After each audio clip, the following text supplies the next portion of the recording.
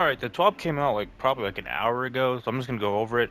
Overall, it's pretty good, but there's one glaring issue. So a quick rundown is that the one of the biggest changes now, the artifact, you can unlock every artifact mod. So for instance, starting next season when Witch Queen comes out, all these mods you can actually unlock.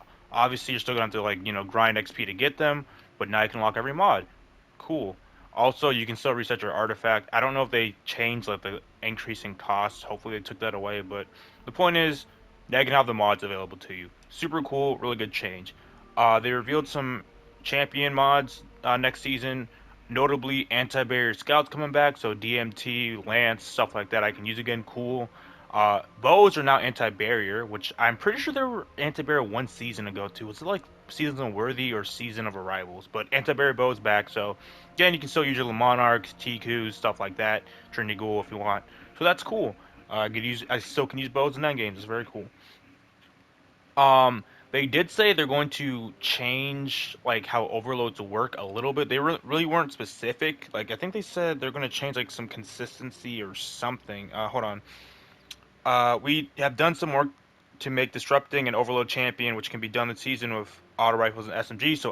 So overload SMG and autos are a thing now, or they're a thing again, more reliable than previous seasons. Hopefully, what that means that the overload rounds just proc instantly like a bow does when you have it fully drawn back. Because the issue with the old anti or overload stuff is that even disrupting blade has the same issue where there's a wind up to it where it's not instant, and if you're fighting overload captain, they teleport a lot, so you kind of want to stun them as soon as possible. Hopefully that just means that it's going to be instant, like the bow is, because overloading bow is an instant stun. That's why everyone likes overloading bow. Cool. Also, now here's the another cool thing is that you can now change elemental affinities on armor now. They said for for legendary masterwork armor, instead of it costing an ascendant shard, what does it cost right now? Yeah, instead of costing 16,000 glimmer, legendary shards, all that crap, it's only going to cost 10k glimmer and an upgrade module. Super cool. And they said it's also that exotic armor. Do I have any masterwork? Yeah. So like exotic armor that's masterworked, instead of costing 3 ascendant shards and all this other shit, it only costs 20k glimmer and one upgrade module. Super cool. Now like that's what everyone's been asking for the longest time. I don't mind the cost. 20k glimmer, it really isn't a problem anymore because you have the glimmer booster mods plus armor mods don't cost glimmer anymore, so you can definitely stockpile glimmer anyway, so that's not an issue. The biggest issue, uh, like the one glaring problem with the 12 that I think everyone can agree with is overall bad, is that they're changing how you generate orbs with masterwork weapons. So the way it is right now is if you have a masterwork weapon or an exotic, on double kills you get an orb of light that lets you do a lot of things with different mods and stuff. Yeah, I think everyone understands this. Like for instance, I can't make orbs of life with double kills on this royal entry because it's not masterwork, but my sunshot and my heritage can, right? They made it so that it is now a mod you put on your helmet, and it will allow any weapon, whether it's masterworked or not, to generate orbs. So, for instance, Monte Carlo next season can make orbs. Um, any exotic can make orbs, even if it doesn't have a catalyst, or any weapon can make orbs, even if it doesn't have a masterwork. The problem is that it's going to take a mod slot on your helmet, which is usually reserved for ammo finder mods or ashes to ash, or just other mods that I think people find more useful than orb generation. And I think there was also like an extra. Let me just reread this real quick. Let's see. Queen. Um, yeah. So, Witch Queen and Beyond orb generation on weapon multi kills will no longer function as a weapons and masterwork status, but will be provided by a suite of armor mods, which are unlocked automatically for all players and which plug into the helmet armor mod socket. Each such mod will apply orb generation effect to all weapons, and you will wait. Each mod will apply orb generation effect to all weapons you have equipped of a particular damage type. So a single mod will cover multiple weapons in your arsenal that if they share a damage type. This timeout. So okay, this is I'm reading more thoroughly. So not only does it take up a slot on your helmet, now it has to only be certain damage types. So what? I have to have a solar helmet if I want to get generate orbs of solar weapons? That seems kind of okay, that's worse than I thought it was. I thought it was just gonna be a mod on your helmet. Okay. Um, they said they're gonna be working on other catalysts too. Another thing is they're saying that the 30th anniversary stuff will be sticking around for a while. It's not going to go away with Witch Queen. I bought it on my Steam account, but it doesn't transfer over between Steam and console, so I can't access it now. But all this will be here for at least a couple years. Probably get removed at some point. Probably not the dungeon, but that's how it is right now.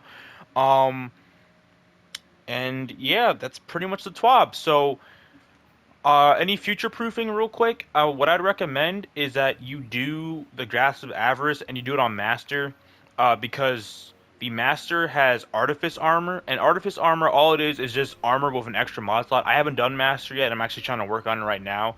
But essentially, like, let's say you get an Artifice armor piece, it's going to be like any other armor piece, except it'll have an extra mod here. Kind of like how the Raid armor has an extra slot for Raid mods, you'll have an extra slot for just other mods. It doesn't increase your energy count overall. So, I mean, it's pretty rare to actually really use that slot, but I guess with the orb changes, you might want to get a helmet at least. I so there you go. My thoughts is, again, it's always a monkey paw of Bungie. They can never just do something good without some negative consequence. It's almost like they did this shit on purpose, where like now you can change your element of your armor to whatever you want, but now you're gonna have to use a specific armor type on your helmet if you want to make masterwork orbs with a certain weapon.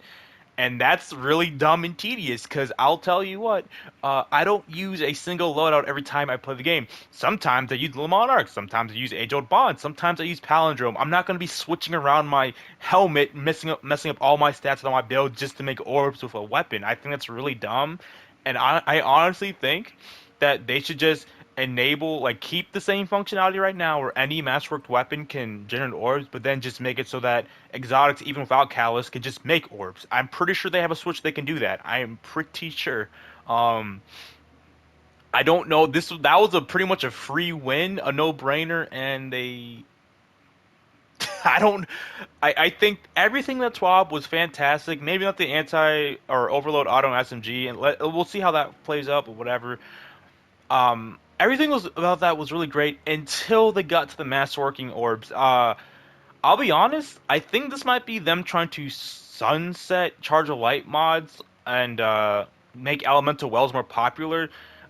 In a similar vein, how they kind of like sunset Warmind cells. To be honest, Warmind cells are completely overpowered, but um, they reduced the mods. They've also, I think all the Echo's weapons aren't sunset anymore, so you can still do that, but they're not as relevant anymore because they've been kind of nerfed. They're actually more balanced, but I mean, in the case of Charge of Light mods, I think they're just a good general overall. Like, if you don't know what you're if you're really confused about the modding system, Charge of Light mods are like the easiest things to get into. Anyone can make them.